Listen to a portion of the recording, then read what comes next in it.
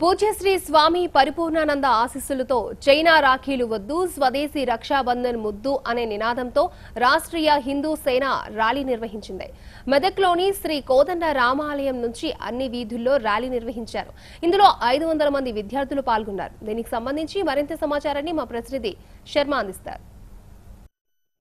శ్రీ పరిపూర్ణానంద స్వామీజీ పిలుపు మేరకు మెదక్ పట్టణంలో చైనా రాఖీలు వద్దు స్వదేశీ రక్షాబంధన్లే ముద్దు అంటూ విద్యార్థులు ర్యాలీ నిర్వహిస్తున్నారు. ఇప్పుడు మనం ర్యాలీని చూస్తున్నాం. ర్యాలీలో సుమారుగా వందలాది విద్యార్థులు మొత్తం కూడా ఈ చైనా రాఖీలను బ్యాన్ చేయాలంటూ నిషేధం చేయాలంటూ కూడా ఇక్కడ పెద్ద ఎత్తున ర్యాలీ నిర్వహించడం జరిగింది. ఈ రాష్ట్రీయ హిందూ సేన ఆధ్వర్యంలో సభ్యులు ఉన్నారు, వాళ్ళని తెలుసుకుందాం పూర్తి విశేషాలు. చెప్పండి సార్, మొత్తానికి ఇప్పుడు రాష్ట్రీయ హిందూ సేన ఆధ్వర్యంలో చైనా రాఖీలు వద్దు రాష్ట్రీయ అంటే స్వదేశీ రక్షాబంధన్ ముద్దు అంటూ నినాదంతో మీరు చేస్తున్నారు. అసలు ఎందుకోసం చేస్తున్నారు? ఈ పూర్తిగా అసలు చైనా రాఖీలు బంద్ చేయాలనే ఉద్దేశంతోనే చేస్తున్నారా? ఈరోజు రాష్ట్రీయ హిందూ సేన ఆధ్వర్యంలో ఈరోజు చైనా వస్తువులను బ్యాన్ చేయాలనే ఉద్దేశంతో, చైనా వస్తువులను తిరస్కరించాలనే ఉద్దేశంతో ఈరోజు ఈ మెదక్ పట్టణంలో ఈ భారీ ఎత్తున ర్యాలీ నిర్వహించుకోవడం జరిగింది.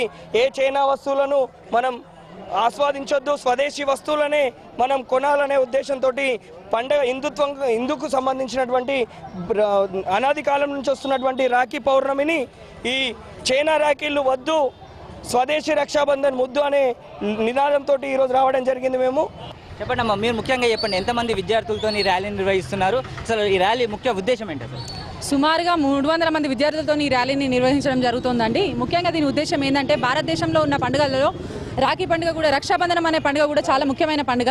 ఇది ఒకరికొకరు తోడు అనే నినాదంతో మళ్ళీ సోదర భావాన్ని పెంచుకోవాలి, దేశ ధర్మాన్ని ముందుకు కొనసాగించాలనే ఉద్దేశంతో జరుపుకునే పండుగలు ఇది ఒక ముఖ్యమైన పండుగ.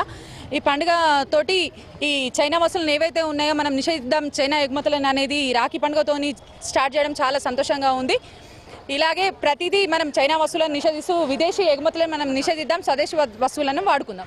పరిపూర్ణానంద స్వామి వారి ఆధ్వర్యంలో ఈ యొక్క కార్యక్రమాన్ని మొదలుపెట్టారు. ఈ యొక్క విషయాన్ని మేము గతంలో ఎన్నోసార్లు కూడా దీని గురించి పలువురితో చర్చించాము.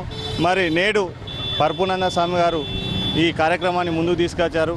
ఈ యొక్క కార్యక్రమంలో భాగంగా మేము భారతీయులమే, మేము భారత గడ్డ మీద పుట్టిన వాళ్ళమే, మేము కూడా హిందూ దేశంలో పుట్టిన వాళ్ళం కాబట్టి హిందూ సాంప్రదాయాన్ని పాటించాలన్న భావనతో ఈ యొక్క కార్యక్రమాన్ని నిర్వహించినందుకు మేము వారికి ఎంతో కృతజ్ఞతలం. ఓన్లీ హిందువుల పండుగకు సంబంధించింది కాదండి.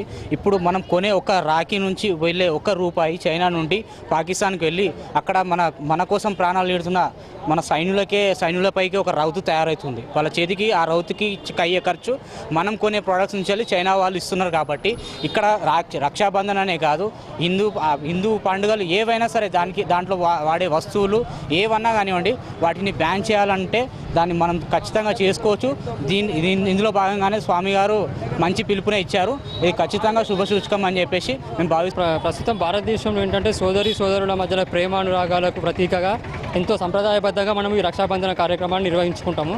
అయితే దాంట్లో కూడా విదేశీ భాగస్వామ్యం ఎందుకు, మన సంస్కృతి సంప్రదాయబద్ధంగా మనం నిర్వహించుకునే పండుగలో విదేశీ భాగస్వామ్యం ఎందుకు అనే దానికోసం మనం ఈరోజు ఈ యొక్క ర్యాలీ నిర్వహించడం జరుగుతుంది. ఈ రాష్ట్రీయ హిందూ సేన ఆధ్వర్యంలో పరిపూర్ణానంద స్వామి గారి ఆశీస్సులతో.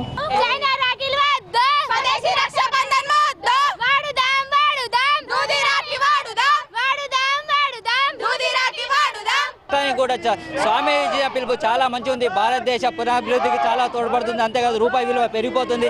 ఖచ్చితంగా అందరం కూడా దూది రాఖీలనే వాడదామని చెప్పి చెప్తారు. ఇది ఇక్కడ తాజా పరిస్థితి. వీరితో నాగరాజ్ శర్మ, భారత్ టుడే, మెదక్ జిల్లా నుండి.